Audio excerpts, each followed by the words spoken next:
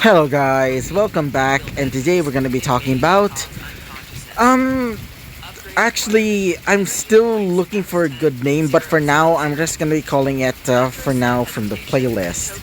In this case, Genshin Impact Demon Hunter. So yeah, let's begin, shall we, ladies and gents? As we go into the perspective of a blonde-haired girl. The blonde-haired girl seems to be walking through the forest. And if you're wondering, for now, I'm just gonna say this. This takes place after the Mondstadt, events. In this case, the finishing of, like, the Valen.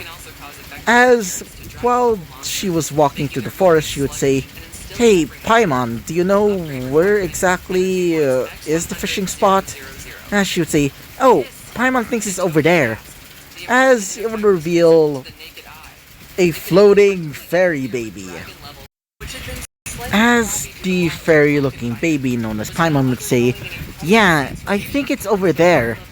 As when she said that, she would notice something in the water.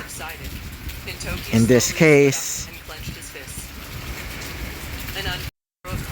our boy Izuku, as he's currently, well, not really belly up, but more like the opposite of that, back up.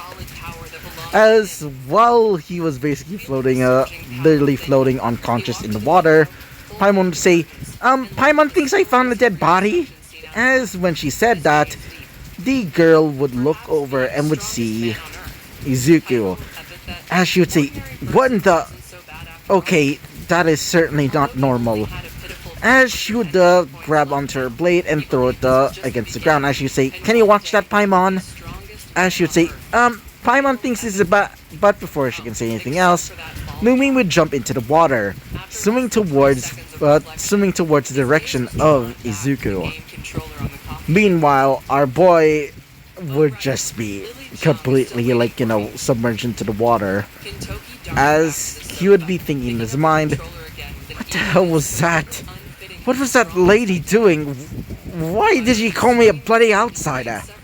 Or outlander, or whatever?" This is really confusing. As while saying this, he would feel somebody touching him. As he would say,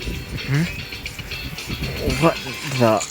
Why do I feel like I'm being touched? Well, this is certainly not the type of Friday night I was thinking of." God. I feel... As we would basically time skip. A few hours later, as we currently see now our boy Izuku, as he would start to wake up. As he would wake up in a bed, as Izuku would say, "Where am I?" As he would sit up already, as he would notice his glasses beside him on a table. As he would grab them and put them on, he would see that his wrapped blade, or wrapping type, I guess you could say, like, backpack in a way, would just be there, including some of his clothes. As you'd say, "Where the hell am I? And what happened to my clothes? Oh, there they are. Wait a minute. I didn't remember doing this." So, as before he can say anything else, somebody would walk into the door, or at least walk inside of the room. As you would see a man with an eye patch, dark skin, and blue hair. As the man would seem to have something really noticeable. Some sort of blue gem encased in some sort of golden frame. As the man would walk in and would say, My, what do we have here? So you're the honorary knight's special little friend. Allow me to introduce myself. The name's Kaya, one of the Knights of Avonius.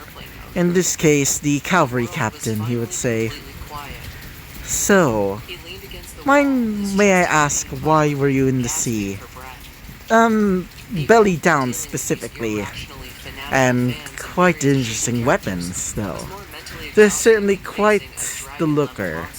No similar to weapons that I saw in, if I believe it, from Fontaine, and weapons from Shiznaya, he would say. As he would be holding up Rex, not Rex, I meant Izuku's equivalent to Ebony and Ivory. In this case, his weapons called Georgios and Martha. You can probably guess what they're named after. Yeah, I'm literally just basing it off Emiya Alter's like Concho Mbakia pistol form, which still pretty awesome design, simple but I love it. As when he saw it, he would say, "Wait, give that back!" As before he can, he would fall off the bed, and yeah, to say the least, it was not really too intimidating. As well as doing so, he would say, "Can you give that back? That's mine!" As he would say, I just need you to answer these questions. Nothing more, nothing less. Then I'll give you them back." As he would say, "Bloody hell! Fine." God, my body hurts. As while saying that, the man would say, "Very well then. Before we can actually start asking questions, I want to bring in some friends of mine." As you would say, "Friends? Fine then, but where am I need to get my clothes on first." As he would say, "Oh, don't worry, they're already all dried up thanks to the help of our visions." As he would say, "Visions? Are you talking about your eyes?" As when saying that, to say the least, Kaya would laugh a little bit, and he would say, "Oh, no.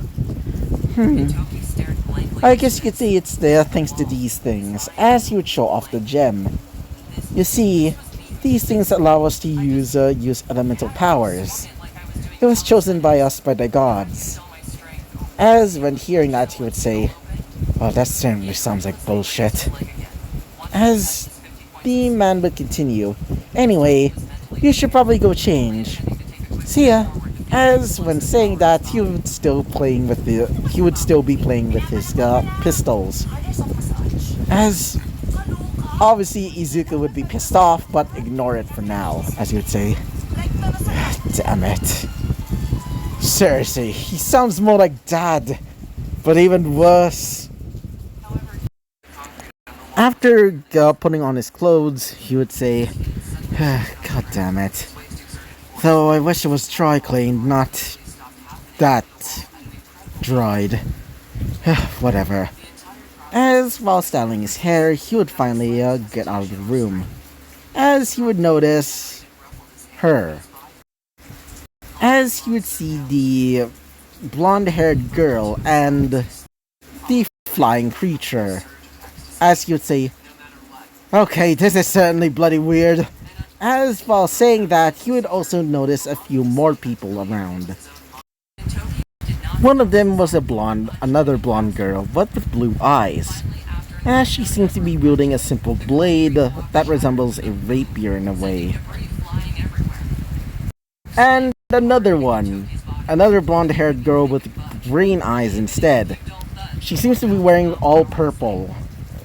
As you would also have the same, almost similar crystals that is similar to that of the man there. As the woman with the blonde hair and blue eyes would approach him and would say, "It's nice to meet you, though it's still weird, to say the least. You may call me Jean. I'm the current leader of the Knights of Vonius, for now at least." As he would say, "What the? Okay, this is so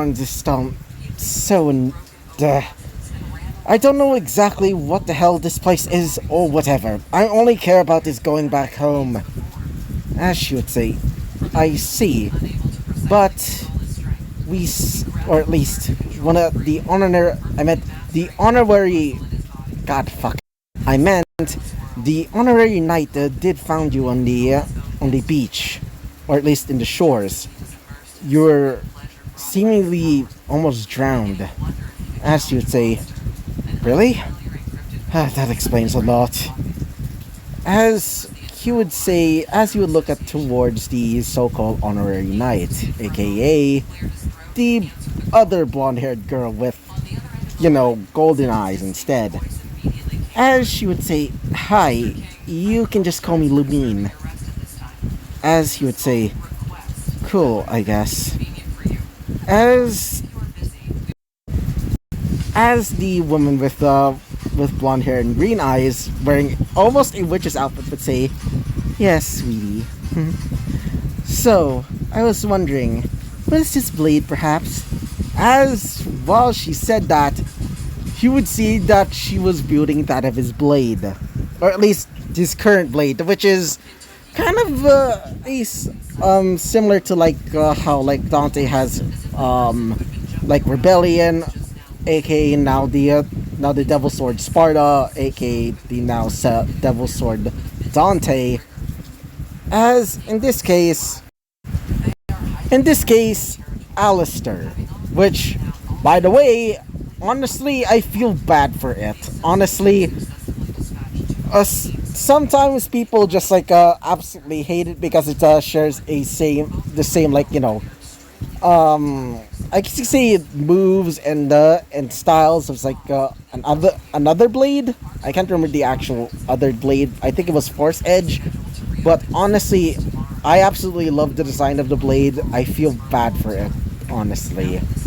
So I decided for Izuku to have this blade specifically. So, as you would say, alright, give that fucking back. As you would say, oh, so this is yours? Interesting. It really is interesting, specifically because, look, as she would start using Electro to basically conjure the blade a little bit, causing it to spark with energy. In this case, demonic lightning. As you would say, wait, how the bloody hell are you doing that? As she would say, well, it's due to our vision, or at least my vision. Mine is Electro, and it seems to be quite conductive towards it. As you'd say, give that back, you would say, as you would grab onto the blade and would start wrapping it around in the, well, I guess the wrappings. As you'd say, either way, what the bloody hell's happening? And where the hell am I exactly? This is definitely not bloody New York. As she would say, well, we don't know what this New York is, but you're in Mondstadt, the nation of freedom and the wind, and it's governed by the god Barbatos, the god of freedom. As when he heard that, he would say, freedom my ass. Considering that he's probably named after a demon from my world. Or at least I think so. It's definitely not my world. As he would not say it out loud, fortunately. As he would say, whatever this place is, it's definitely not my home. I want to get back home immediately. I definitely don't want to miss anything important. Especially my jobs. As when he said that, Lumine would walk up to him and say, are you perhaps like me? As he would say, what do you mean by that? As she would say, well, you definitely seem not from this world, in a way. As she would say, go on. As she would say, well, I can certainly help you, if you want. I really do need the help, though, considering that I'm trying to find my brother. As you'd say, your brother? As she would say, yeah, we've been separated. So I've been trying to look for him for a while now, so, as you'd say, so why should I help you? Exactly. We're not even in a relationship, or even know each other all that much. As she would say, well, As before we continue on with this episode, we're gonna be ending off. Yeah, sorry guys. So yeah, bye bye.